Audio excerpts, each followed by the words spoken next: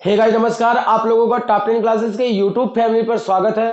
तो दोस्तों आज की लेक्चर में हम लोग बात करने वाले इस अध्याय में आपने जितना टॉपिक पढ़ चुका है अभी इस पिछले वाले लेक्चर में जितने आपने टॉपिक अध्ययन किया, जैसे आपने पहले चुंबकीय फ्लक्स अध्ययन किया, फिर फैराडे के दोनों नियम को आपने अध्ययन किया, फिर लेंज के नियम को देखा। तो जितने आपके लेक्चर के दौरान जो फार्मूले आए हैं उन सूत्रों पर आज हम जो है न्यूमेरिकल हल करने वाले हैं दोस्तों। तो यदि आप चैनल पर नए आए होंगे तो चैनल को सब्सक्राइब जरूर कीजिएगा और वीडियो पसंद आता है तो वीडियो को लाइक कीजिएगा और दोस्तों के साथ शेयर करना मत भूलिएगा। दोस्तों के साथ शेयर जरूर कीजिएगा।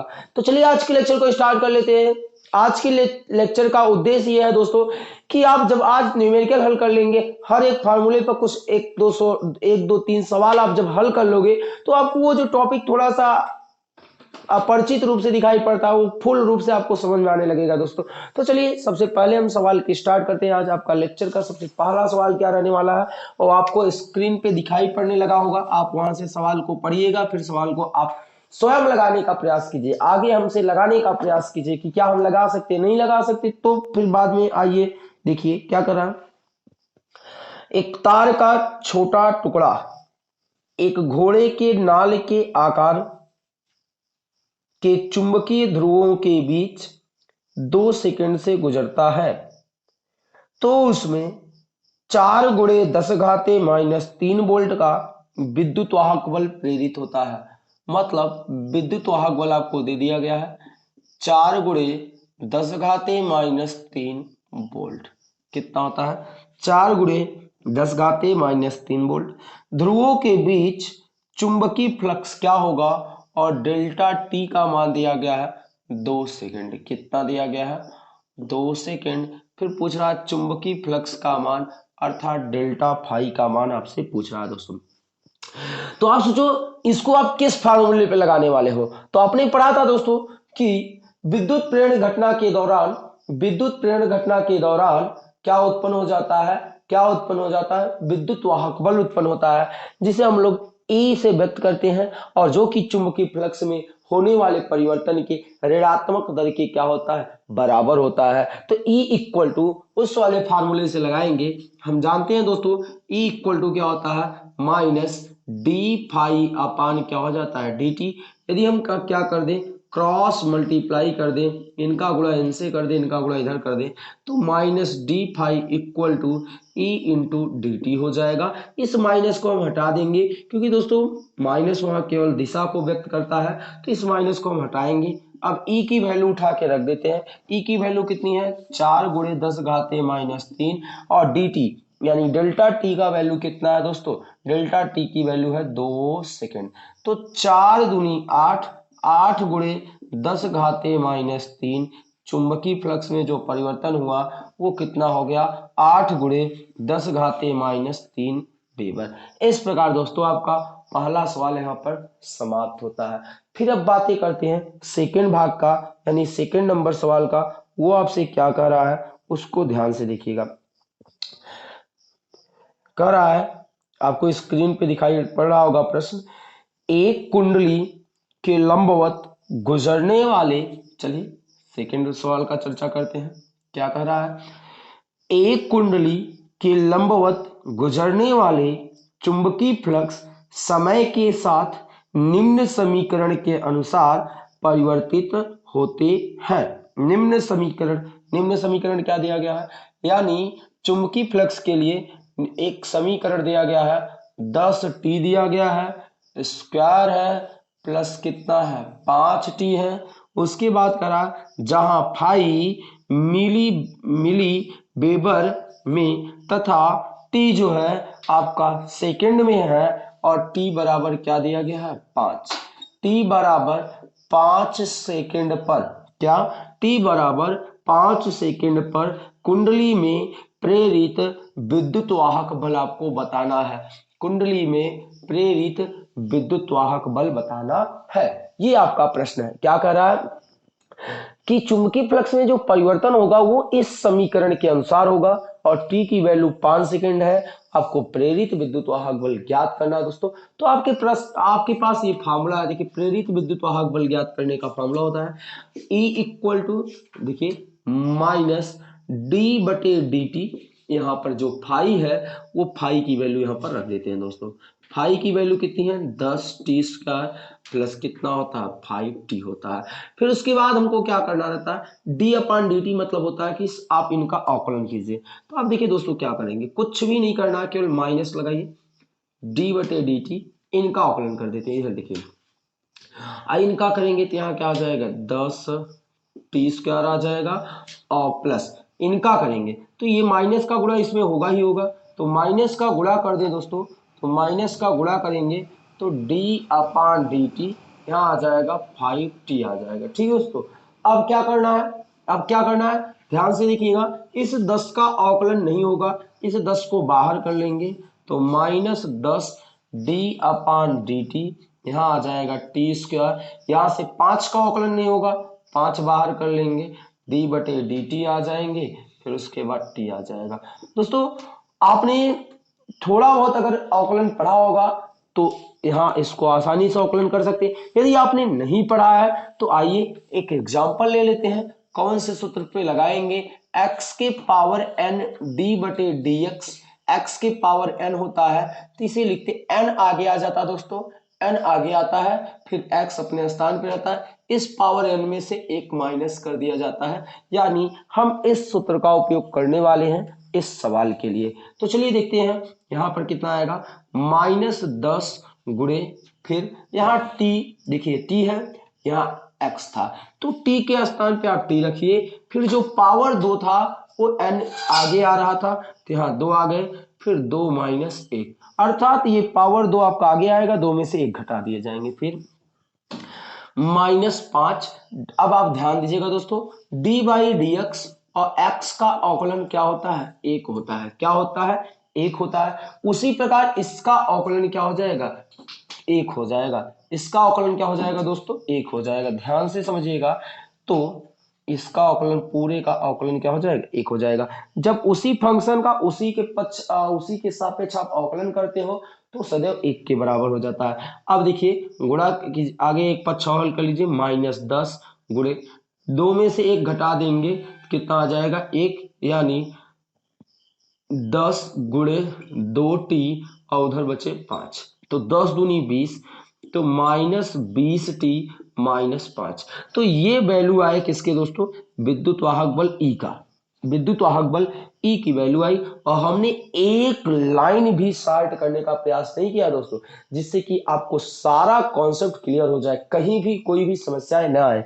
अब देखो, पर आपको यहाँ पता है t की वैल्यू कितनी है दोस्तों, t की वैल्यू आपके पास 5 है, t की वैल्यू कितनी है 5 है, तो अब हम 5 यहाँ पर रखेंगे। चलिए -20 गुणे t के स्थान पे 5, और वो -5 वाले से 20 पंचे 100 -100, और वो -5, माइनस माइनस प्लस होगा तो पर माइनस के चिन्ह लगेगा, तो ये आ गए E इक्वल टू कितना आ जाएगा भैया, E इक्वल टू आ जाएगा दोस्तों -105 वोल्ट।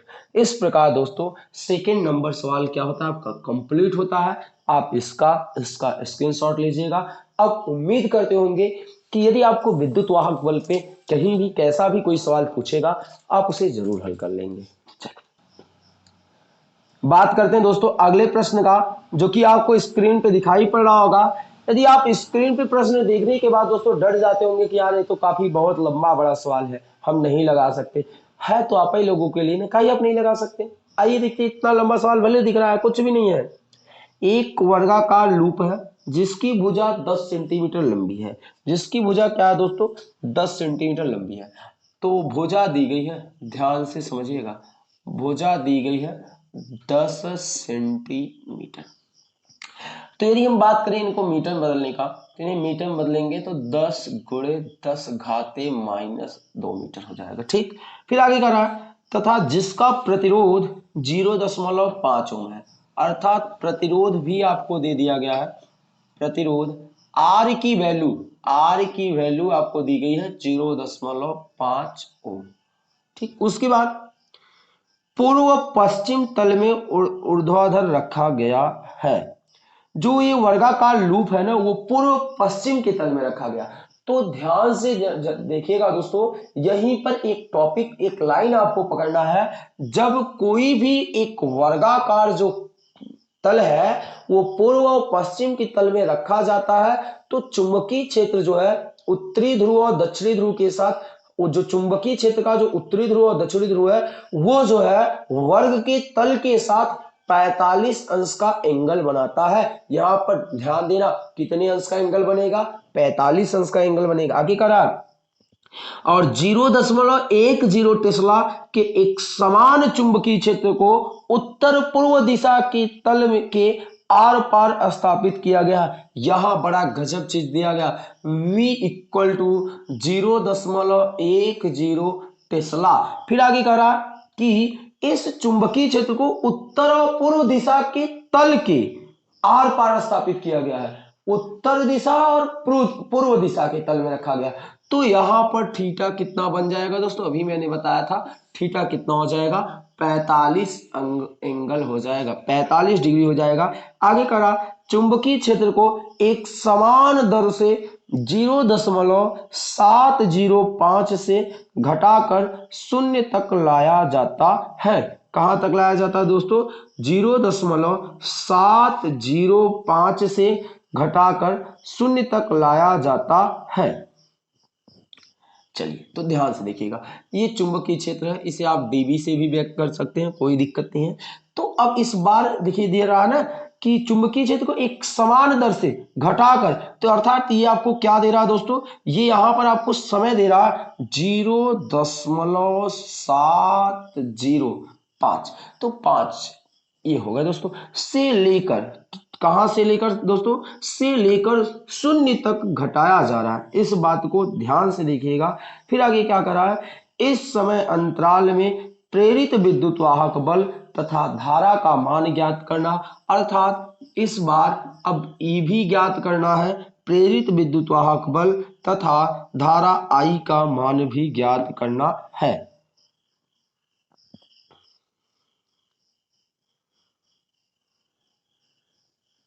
ठीक, तो प्रेरित विद्युत वाहक बल E और साथ में दोस्तों क्या ज्ञात करना है, प्रेरित धारा I की वैल्यू ज्ञात करनी है। तो चलिए दोस्तों, प्रेरित धारा I और विद्युत वाहक बल दोनों आसानी से ज्ञात करेंगे।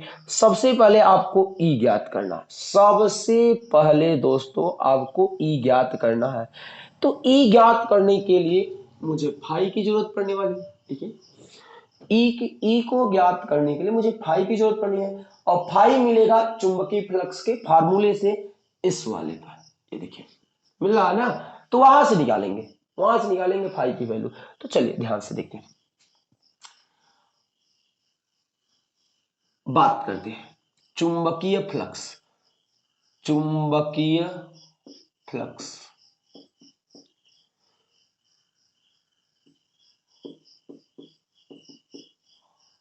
चुंबकीय फ्लक्स फाई बराबर B into A into cos theta, B into A into cos theta. B की वैल्यू कितनी है दोस्तों, बी की वैल्यू कितनी है आपके पास, ये देखिए दिया गया, और आपको डीबी दिया गया, कितना दिया गया, डीबी। तो यहाँ पर डी फाई लगा लेंगे, यहाँ पे डीबी लगा लेंगे। ध्यान से देखिएगा, अब डीबी की वैल्यू कितनी है, 0.10। अब ए की वैल्यू आपको नहीं दिया गया, कोई दिक्कत नहीं, ये दिया गया ना, भुजा दिया गया, किसकी भुजा, वर्ग की भुजा, तो वर्ग का क्षेत्रफल भी तो निकाल लेंगे। वर्ग का जो क्षेत्रफल होता है वो होता है भुजा का वर्ग। किसका वर्ग होता है दोस्तों, भुजा का वर्ग। अब भुजा कितना दिया गया, 10 गुणे कितना दिया गया, 10 गुणे 10 घाते -2 का वर्ग। ठीक, तो इसे हल करेंगे, 10 × 100, वो 10 घाते -4 आ जाएगा। तो ए के स्थान पे यहां लिख देते हैं 100 गुणे 10 घाते -4 इंटू कॉस थीटा, थीटा के स्थान पे 45 है। ठीक दोस्तों, अब ध्यान दीजिएगा, इस पॉइंट को काटते हो बटे 100 लग जाएंगे, इस 100 से इस 100 की विदाई हो जाएगी आपकी। फिर देखिए आपके पास बचा कितना है, 10 बचा है, फिर 10 घाते -4 बचा है दोस्तों।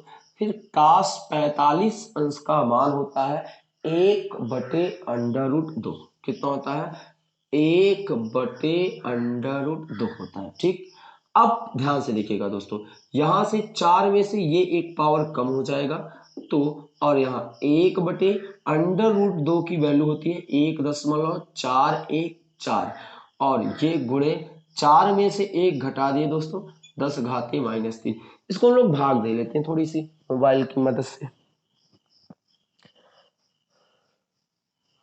तो इसको भाग देंगे दोस्तों तो 0.70 गुणे 10⁻³ ये क्या आ जाएगा टेस्ला आ जाएगा। क्या आ जाएगा दोस्तों टेस्ला नहीं आएगा बल्कि आपका क्या आ जाएगा ये हम कहते हैं वेबर आएगा। क्या आएगा दोस्तों वेबर। चलिए ध्यान से समझिएगा। तो ये किसकी वैल्यू आ गई d∅ की वैल्यू आ गई। किसकी वैल्यू आ गई दोस्तों d∅ की वैल्यू आ गई। अब आपको क्या ज्ञात करना अब आपको ज्ञात करना E। क्या ज्ञात करना है E। तो फर्स्ट भाग में क्या ज्ञात करना है सेल का विद्युत वाहक बल। क्या ज्ञात करना है दोस्तों सेल का विद्युत वाहक बल। तो सेल का विद्युत वाहक बल का फार्मूला होता है E = d∅/dt। चलिए d∅ की वैल्यू आपको दी गई है कितना 0.70 गुणित 10⁻³ फिर dt की वैल्यू दोस्तों आपको दी गई है 0.70। यदि हम बात करें दोस्तों 5 की वैल्यू यहाँ पर न ले केवल 2 अंक दशमलव के 2 अंक की बातें करें यदि हम एक डिजिट यहाँ से हटा दें केवल दशमलव के 2 अंक तक ले रहे हैं तो आसानी से आप इन्हें हल कर सकते हैं। E की वैल्यू कितनी आ जाएगी दोस्तों -1 गुणे 10⁻³ वोल्ट। तो इस प्रकार सेल का विद्युत वाहक बल आपने निकाल लिया। ये है दोस्तों E की वैल्यू -1 गुणे 10⁻³ और वहाँ जो ऋणात्मक चिन्ह आता है वो केवल दिशा को व्यक्त करता है दोस्तों। और हमने पूरे थ्योरी के दौरान ऋणात्मक चिन्ह का मतलब बता के रखा है दोस्तों। यदि आपने वो लेक्चर नहीं देखा है तो डायरेक्टली आप न्यूमेरिकल पे मत आइएगा दोस्तों, वो लेक्चर जाके जरूर देखो आप। चलिए अब बात करते हैं सेकंड पोर्शन की प्रेरित धारा की। किसकी प्रेरित धारा। प्रेरित धारा चलो प्रेरित धारा के लिए किसके पास पहुंचते हैं ये देखिए प्रेरित धारा I = क्या होता है E/R। E बटे क्या होता है R होता है और E की वैल्यू आपके सामने है 1 गुणे 10⁻³ और पूरे के R कितना है दोस्तों R की वैल्यू है 0.5 0.5 है। ये पॉइंट काटोगे ऊपर 10 लग जाएगा। कितना लग जाएगा 10 लग जाएगा। तो ध्यान से देखिएगा 10 का गुना 1 से होगा तो -10 गुणे 10⁻³ और बटे 5 5 के 5 5 दूनी 10 तो कितना आ गया दोस्तों I = -2 गुणे 10⁻³ एम्पियर। ठीक ये I की वैल्यू आ गई।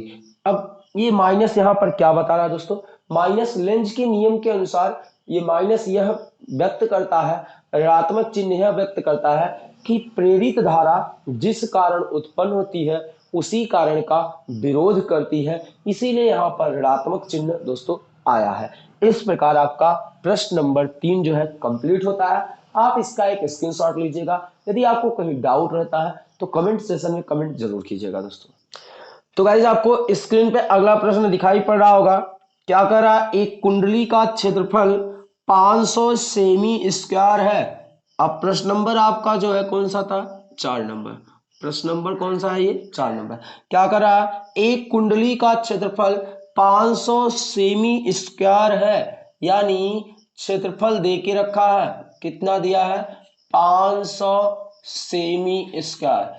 अब इसे मीटर में चेंज करोगे तो 500 सेमी को मीटर में तो 10⁻⁴ मीटर स्क्वायर। आगे क्या है तथा इसमें फेरों की संख्या अर्थात कैपिटल N की वैल्यू दिया गया है 1000 है। कितने हैं 1000 है। फिर आगे कह रहा है कि इसे 2 गुणे 10⁻⁵ यानी 2 गुणे 10⁻⁵ वेबर प्रति मीटर स्क्वायर। 2 गुणे देखिए क्या दिया गया है 2 गुणे 10⁻⁵ वेबर प्रति मीटर स्क्वायर। वेबर प्रति मीटर स्क्वायर का चुंबकीय क्षेत्र लंबवत रखा गया है यानी ये B की वैल्यू दी गई है और ये चुंबकीय क्षेत्र जो है लंबवत है इस क्षेत्रफल के लंबवत है। आगे कह रहा है कुंडली को 0.2 सेकेंड में यानी dt की वैल्यू दिया गया है 0.2 सेकेंड में। आगे कह रहा है 180 डिग्री के कोण से घुमाया जाता है यानी थीटा की वैल्यू 180 डिग्री दिया गया है। फिर कह रहा है कुंडली से संबद्ध चुंबकीय फ्लक्स की गणना की क्या कर रहा है 180 अंश से घुमाया जाता है तो उत्पन्न प्रेरित विद्युत वाहक बल E की वैल्यू क्या करना है दोस्तों, ज्ञात करना है। क्या ज्ञात करना है, E की वैल्यू ज्ञात करना है। तो इसे हम आसानी से सॉल्व कर सकते हैं दोस्तों, बिल्कुल आसान सा सवाल है। आइए ध्यान से देखते हैं। क्या कर रहा है कि 180 अंश तक घुमाना है किसको, कुंडली को। तो इसे क्या करते हैं, मान लेते हैं कि जब हम उस कुंडली को घुमाना स्टार्ट करते हैं तो कुंडली अपने शून्य स्थिति पर था, अर्थात कुंडली तल के साथ 0 अंश का कोण बना रही थी। अब इस कुंडली को वर्ग के एक तल के साथ 180 अंश कोण पर घुमा देंगे तो जो चुंबकीय फ्लक्स 0 डिग्री पर φ1 था वो जो है 180 डिग्री पर φ2 हो गया। तो लिखते हैं माना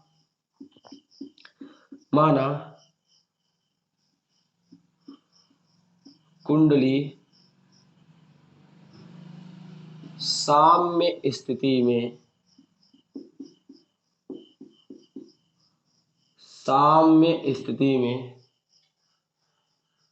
0 डिग्री पर था,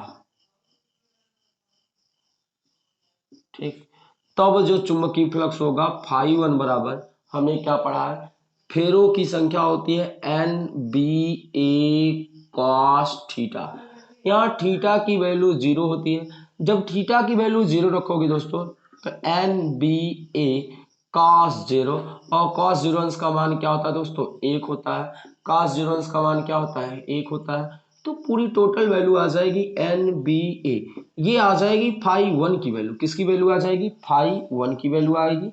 फिर उसके बाद जब हम 0 से 180 अंश में घुमाते हैं तो 0 से 180 अंश घुमाने में हमें dt समय लग जा रहा है, ठीक। कुंडली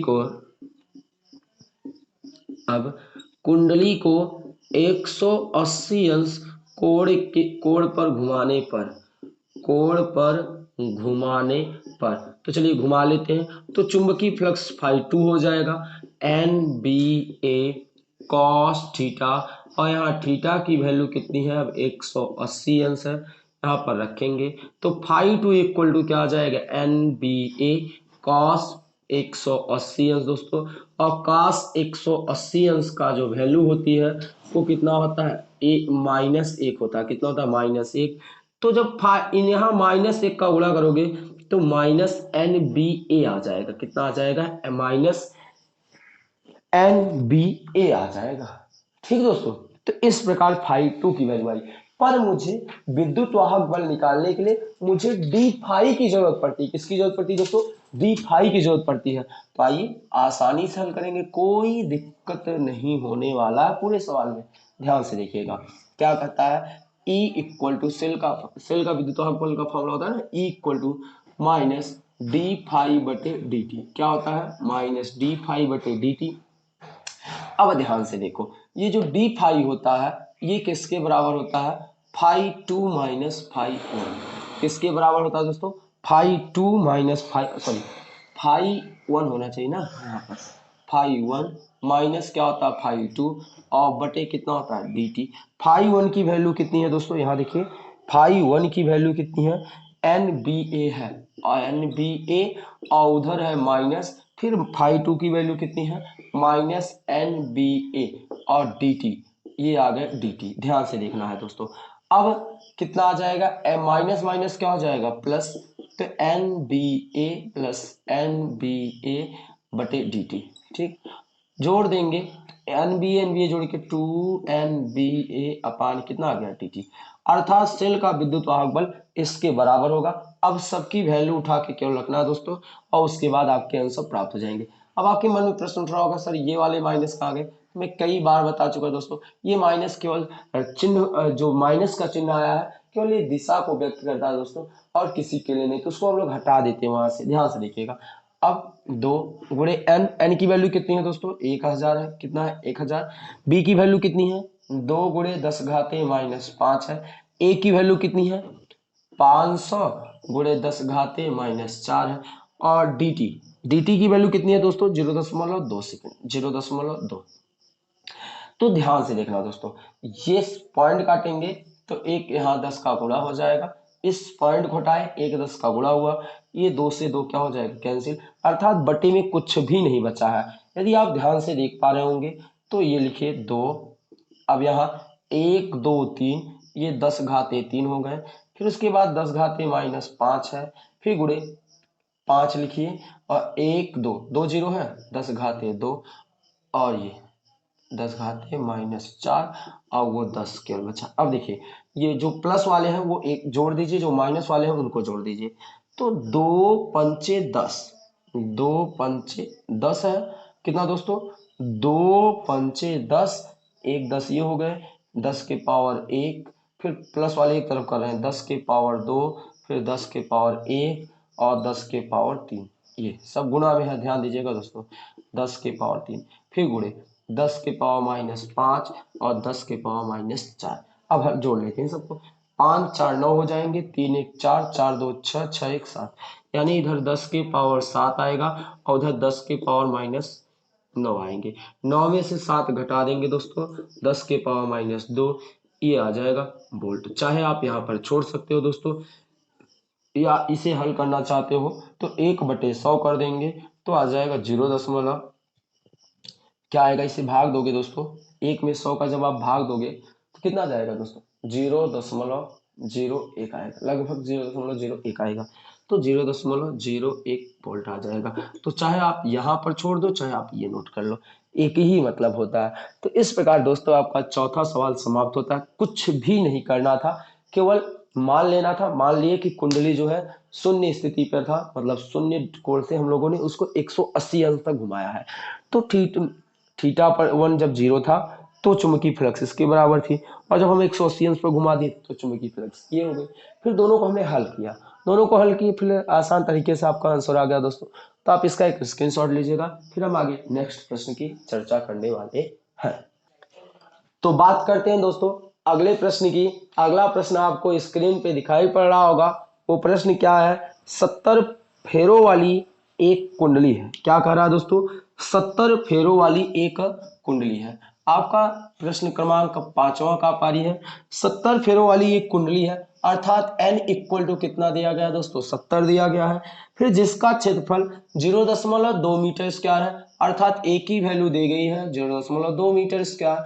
फिर उसके बाद करा 0.6 वेबर प्रति मीटर स्क्वायर के चुंबकीय क्षेत्र में लंबवत रखी गई, इस बार भी लंबवत ही रखी गई है। तो b की वैल्यू कितनी दी गई है 0.6 वेबर, क्या वेबर प्रति मीटर स्क्वायर है। फिर आगे क्या कर रहा दोस्तों, ध्यान से देखिएगा, आगे कर रहा कुंडली के परिपथ में 10 ओम का प्रतिरोध लगा है।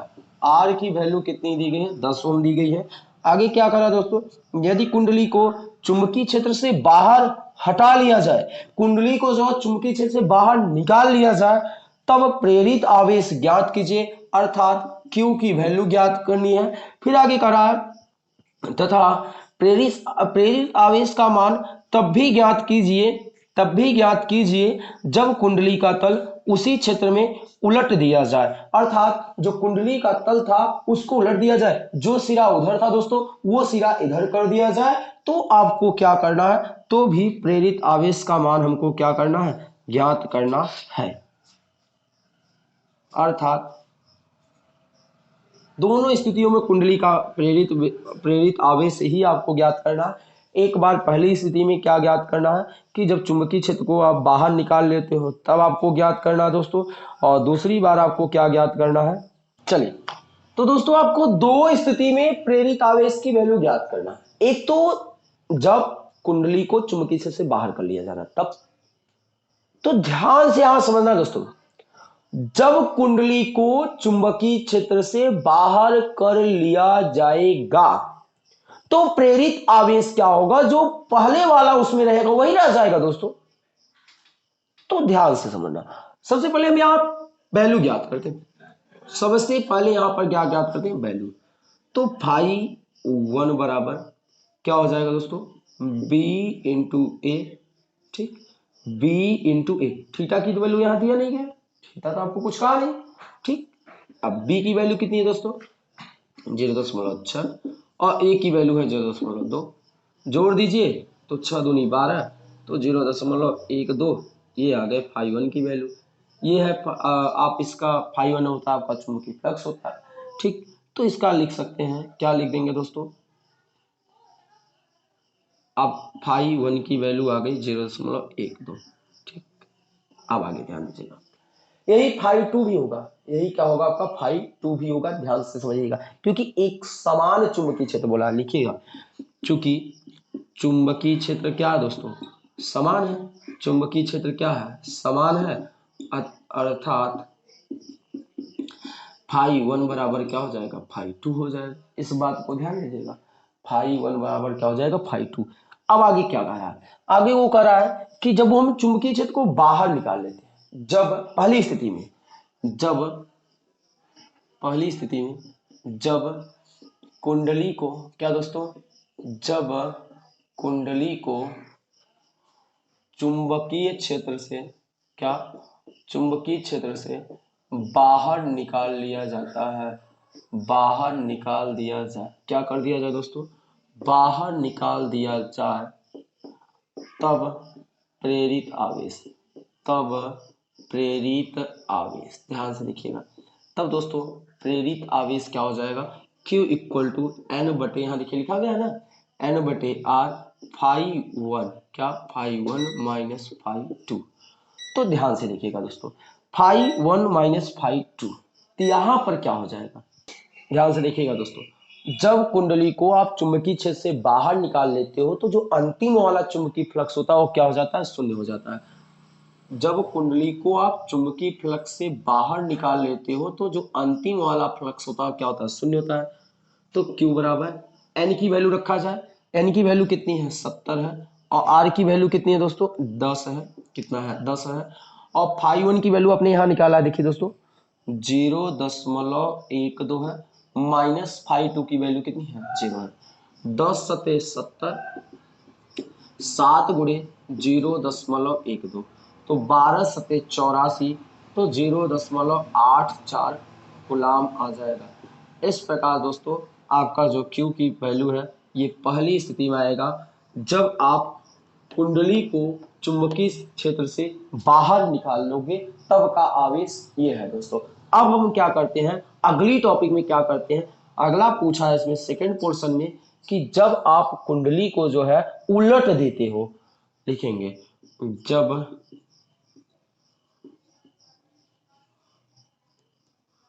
जब कुंडली को चुंबकीय क्षेत्र में उलट दिया जाए, क्या किया जाए, उलट दिया जाए,